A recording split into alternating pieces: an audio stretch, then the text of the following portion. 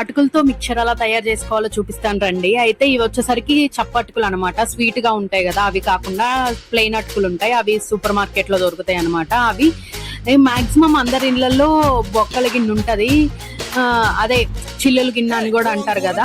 కొంతమంది ఇళ్లలో ఇలాంటి గంట కూడా ఉంటది. సో ఏది ఉంటే అది దాంతో, ఎందుకంటే డైరెక్ట్ గా ఆయిల్ లో వేస్తే వెంటనే తీసుకోలేము కదా వాటిని. సో అందుకని అందులో వేసి అది పాన్ లో పెట్టి దాంట్లో అటుకులు కొంచెం కొంచెంగా వేసుకుంటా ఉండండి, ఎక్కువ వేయకండి ఒకేసారి, లేకపోతే అవి బాగా ఫ్రై అవ్వవు ఎక్కువ వేసేస్తే. సో కొంచెం కొంచెంగా వేసుకుంటూ అవి ఫ్రై చేసుకోండి. తర్వాత కొంచెం పుట్నాల పప్పు, వేరుశనగ పప్పు, ఇంకా ఎండుమిర్చి, కరివేపాకు, ఇవి కూడా బాగా ఫ్రై చేసుకొని అందులో యాడ్ చేసుకోండి. ఆ తర్వాత ఆ వేడి మీదనే కొంచెం పసుపు, కారం, ఉప్పు కూడా వేసి మంచిగా మిక్స్ చేసుకోండి. అంతే అన్నమాట, చాలా త్వరగా ఈజీగా అయిపోతుంది. ఇదే అటుకులతో మిక్చర్.